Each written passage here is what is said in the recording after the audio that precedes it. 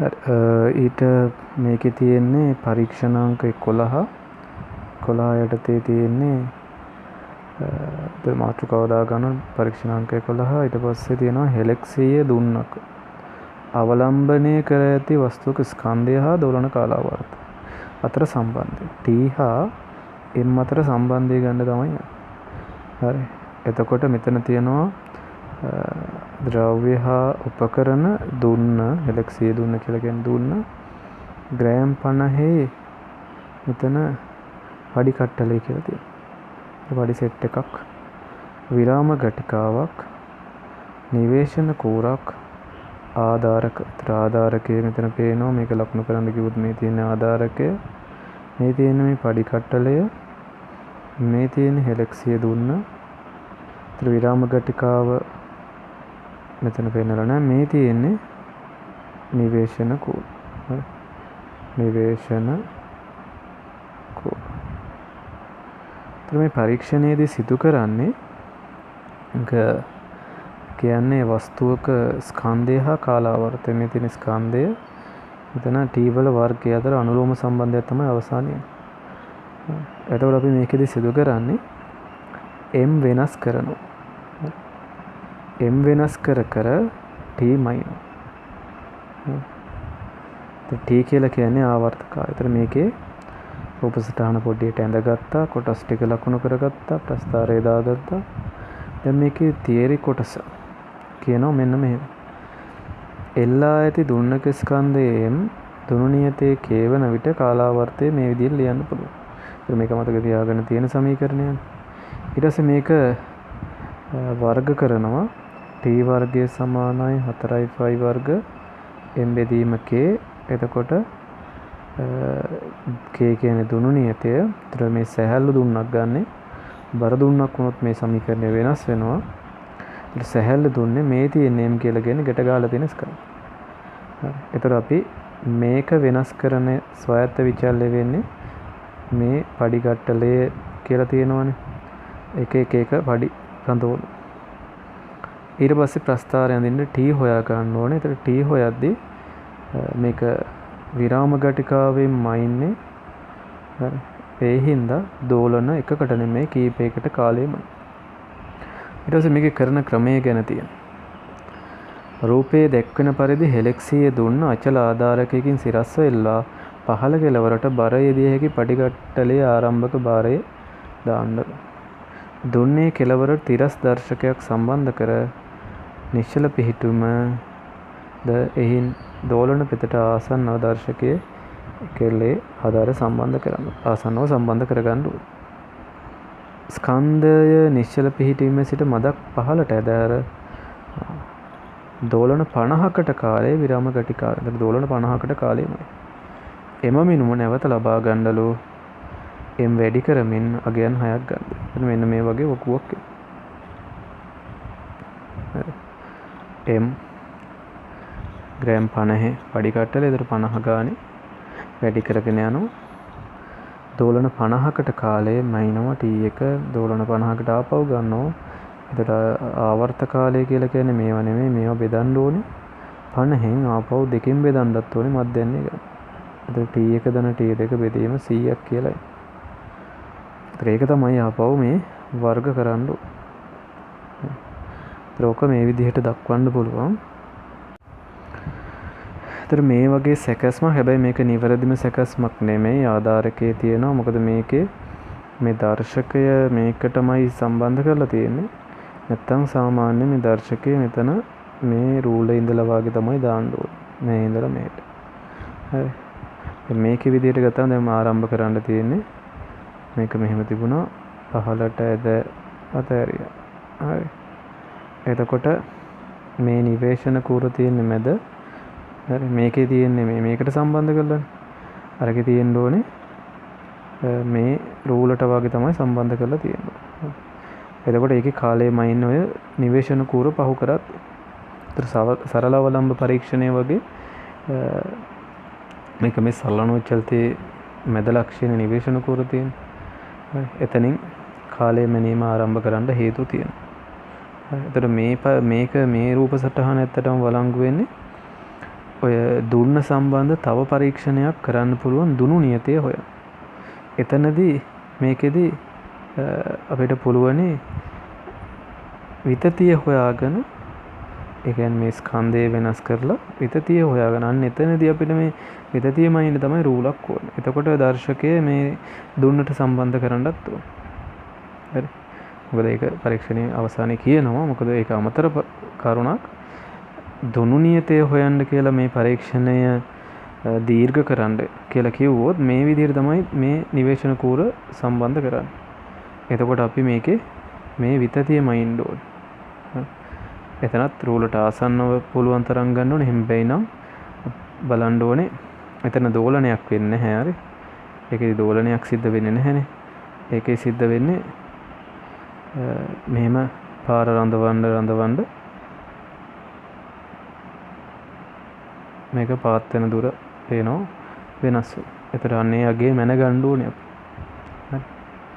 ඒ කියන්නේ දුනු නියතය හොයන පරීක්ෂණයකදී බල මේ දුන්නේ බාරාගේ වැඩි කරනවා.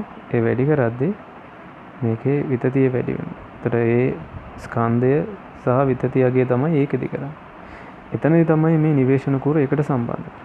හැබැයි මේ පරීක්ෂණයේදී මෙතනට තමයි නිවේශන කූර තියෙන්නේ. හරි. ඒ වෙනස පැහැදිලිව මතක තියෙන්න ඕනේ. මොකද මේ පරීක්ෂණය අහලා අර පරීක්ෂණයට යන්න පුළුවන් නැත්නම් අර පරීක්ෂණය අහලා මේ පරීක්ෂණයට යන්න පුළුවන්.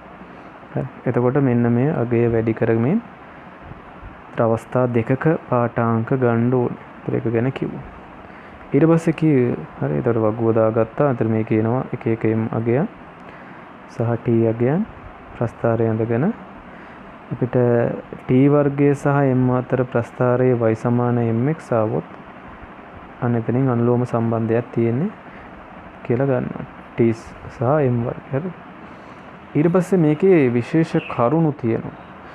එකක් තමයි මේක සරල බලම පරීක්ෂණයේදී කියවුණා සපයා ඇති විරාම ගටිකාවේ කුඩා මිනුම සාමාන්‍යයෙන් නම් ඔය කුඩා මිනුම 0.5. හැබැයි 0.1වත් තියෙනවා.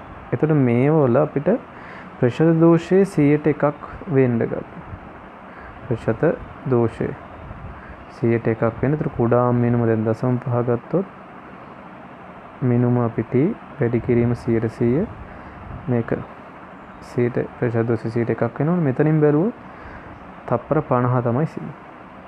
එතන මේක කුඩා මිනුම 0.1ක් වුණොත් ප්‍රතිශත දෝෂය 100ට 1ක් කරා කුඩා මිනුම 0.1යි අපි මයින කාලය මෙහෙම හොයපුවාම එතනදී කාලය මයින් ඕනේ තප්පර 10ක් අවම වශයෙන්. හරි. ඒතර ඒක විරාම ගටිකාව අනුව බොහෝ විට 1.5 එකක දුන්නොත් තප්පර 10ක්වත් අවම වශයෙන් මයින්. ඒ හින්දා සරල අවලම්බ පරීක්ෂණය වගේ අපි එක දෝලනයකට කාලය නෙමෙයි මයින්නේ දෝලන 50කට. ඒ 50න් හේතු වෙන්නේ ප්‍රතිශත දෝෂයේ 100ට වඩා අඩු වෙන. හරි.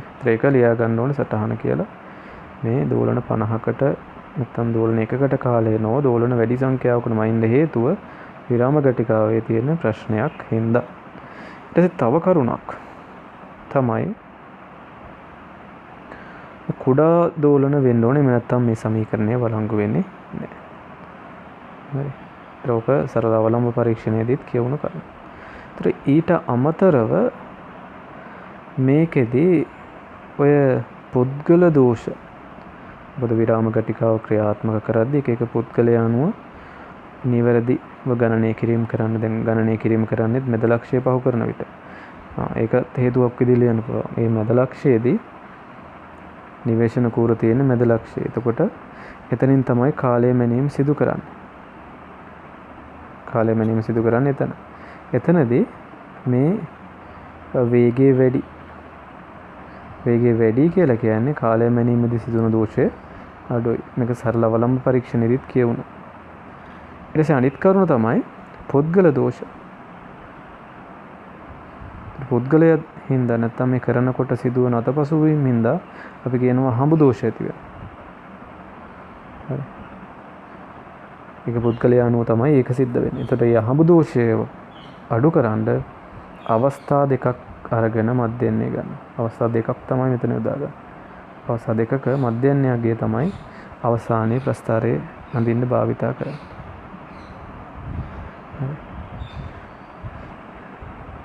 එතකොට ඊට අමතරව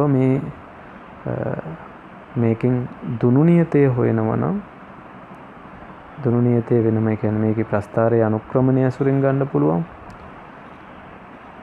ප්‍රස්ථාරයේ අනුක්‍රමණය ඇසුරින් දුනු නියතය හොයන්න පුළුවන්. මේකේ බැලුවොත් අනුක්‍රමණය අපි m' කියලා ගත්තොත් ඒක 4i5 වර්ග බෙදීම k. ඒතර k සමාන වෙන 4i5 වර්ග බෙදීම මේ m'. ඒක ගන්න පුළුවන්. එහෙම නැතුව බලය සමග විතතිය. ඒ කියන්නේ දුන්නේ m සහ අපේ විතතියමයි නෝ.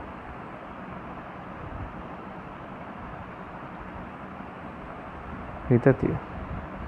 ඒතර ඒකදී මෙහෙම ග්‍රෑම් 50 ග්‍රෑම් 100 ඔහොම ඔය විතතිය කියන්නේ හොය. ඔය විදිහට එතනදී දෝලනයක් සිදු කරන්නේ ප්‍රස්ථාරයක් ඇන්දොත් එතකොට එන්නේ y සමානයි mx ආකාරය. මොකද වෙන්නේ f සමානයි ke කියන එක f වලට එන්නේ mg ke එකට e කියන එක උක්ත කරපුවම එන්නේ g වේදීම k වතාවක්. ආපහු මේ y සමානයි mx අනුක්‍රමණයෙන් m' සමාන වෙන g වේදීම k එතනින් k හොයන්න පුළුවන්. හරි ඔතනදී අර කලින් කිව්වා වගේ එතනදී අපි දුන්නට තමයි අර නිවේශන කූර නැත්නම් මේ වගේ එකක් රඳවන්නේ. මොකද මෙතනදී මේක මැනගන්න රූලකුත් තියෙනවා. විතතිය මැනගන්න. එතකොට මේක ආසන්නයේ තියෙන්න ඕනේ. එහෙම නැත්නම් අසමුපාත දෝෂය ඇති වෙනවා. හරිද? ඒතර ඔය කාරණා ටික මේකේ ලියා ගන්න ඕනේ මොකක්ද? මේක අර අමතරව දුන්න සම්බන්ධ පරීක්ෂණය විතතිය ස්කන්ධේ නැත්නම් බල විතති ප්‍රස්ථාරයේ වගේ එකක්. එතනදී නිවේශන කූර සම්බන්ධ කරන ආකාරය ඒ වගේම ආවර්ත කාල හොයන එකේදී නිවේශන කූර එළියෙන් තමයි තියෙන්නේ. එතන විරාම ගටිකාවක් යොදා ගන්නවා. රූලක් අවශ්‍ය වෙන්නේ. ඒතර ඔය කාරණා ටික අපව බලලා ලියා ගන්න. හරි එතකොට ප්‍රශ්නේ මේකට අවශ්‍ය උනේ දුන්න ග්‍රෑම් 50 පඩිකට්ටලේ විරාම ගටිකාව නිවේශන කූර ආධාරක. හරි. අනිත් පරීක්ෂණයේ ඒකට අමතරව තියෙන එකක් තමයි මේකේ. ඒතර මේකේ මේ ආවර්ත කාල පරීක්ෂණයේ බොහෝ කරුණු සරලවලම්බ පරීක්ෂණයේ කරුණු වලට සමානයි. ඒ වගේම තමයි මේකේ බර දුන්නක් යොදාගත්තොත් ඒ සමීකරණය වෙනස් වෙනවා. ඒතර ඒක ගොඩක් වෙලාවට ඒ කියන්නේ අනිවාර්යයෙන් මේ සමීකරණය එතකොට දෙන්න ඕනේ අපිට.